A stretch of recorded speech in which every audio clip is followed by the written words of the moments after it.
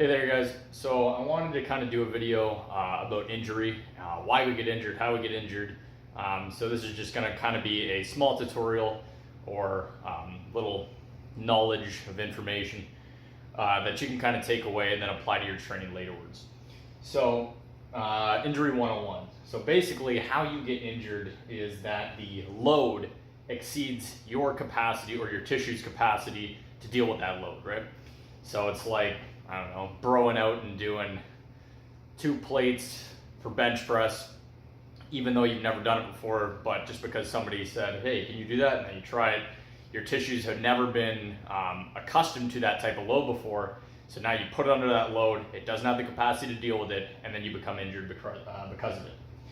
So then after that, the logical progression would be to go into kind of a rehab state, right? So rehab is basically where the load is less than or equal to your current tissue's capacity or joint's capacity to perform that exercise and perform that exercise with that certain amount of load.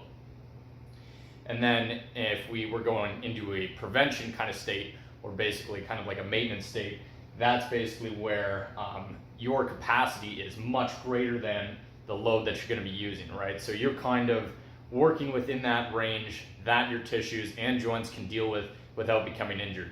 Obviously, in order to make strength gains and hypertrophy gains, you have to come kind of more or less close to your joint's capacity and the load capacity that you're dealing with in order to try and make those strength gains. But as soon as you start overreaching and going too far past your joint and tissue's capacity, that's when we start to see injury, right? So kind of some action items going forward just from this is what I normally do and what I have my clients do, even though they might not think I'm doing it, but is assessing and using CARs or a warm-up to see how your body is functioning throughout the day or functioning going into the workout, right? So for instance, CARs is a controlled articular rotation of the joint. So for instance, for the shoulder, we keep the arm completely straight. We go through the complete articular range of that joint, see how it's kind of functioning. Normally, if there's a problem, they'll let me know. They'll be like, oh, it kind of feels weird in this extension state. So just take notes from that.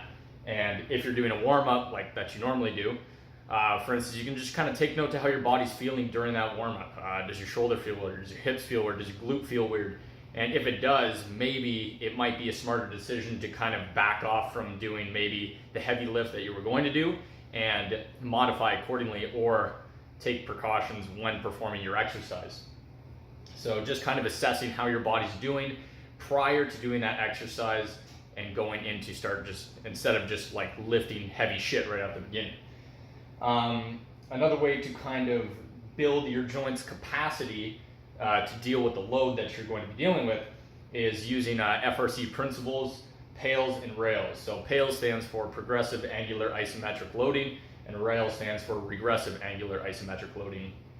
So isometrics are known to improve strength inside your joints and your tissues, right? So doing these types of isometrics and all that stuff, I'm not going to perform for you guys today, but something to look into.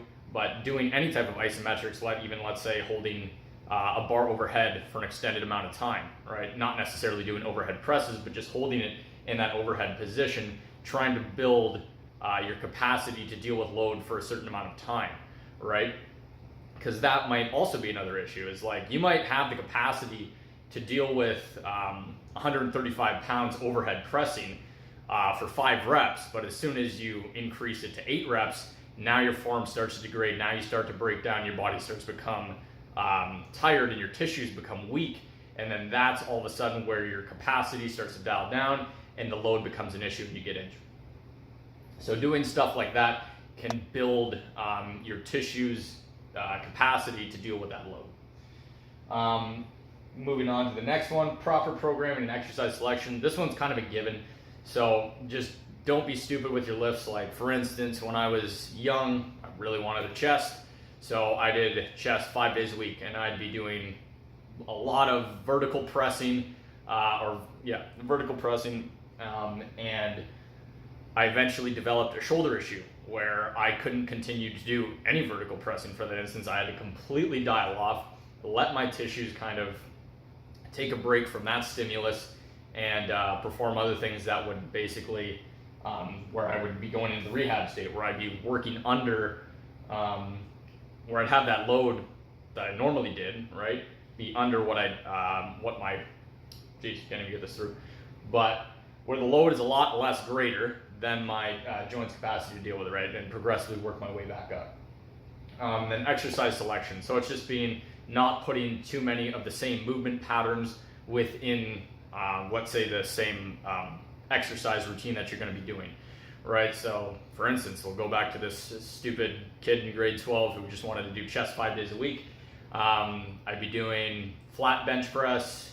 Right after that, doing incline bench press, decline bench press, cable fly, and then max out with push-ups. So you can just see that's the exact same kind of movement pattern the entire time, and it's just overstimulating those tissues, working them too much to the point to where they're becoming too inflamed. And then when I go into my next session and do that same load, I might not have that capacity to deal with it, and therefore get injured. So just be smart with your programming. If you feel like not that adequate in that range, it's always good. You could basically opt out of that. You could grab a coach, or you could have someone design a program for you to where it would better suit you and better suit your body. And last but not least, it's kind of a given. It's just to check your ego. Don't do stupid shit. Pretty self-explanatory. If you think it's probably stupid to do, it's probably fucking stupid to do, so don't do it. Right? You don't have to be the jabroni in the gym lifting the most amount of weights or do the latest and greatest, newest exercise on Instagram just because it looks cool to do in the gym. So just do what is right for your body and what you feel allows you to progress without getting injured. Because injury is only going to hold you back from basically progressing in whatever it is that you're trying to achieve in your fitness and health goals.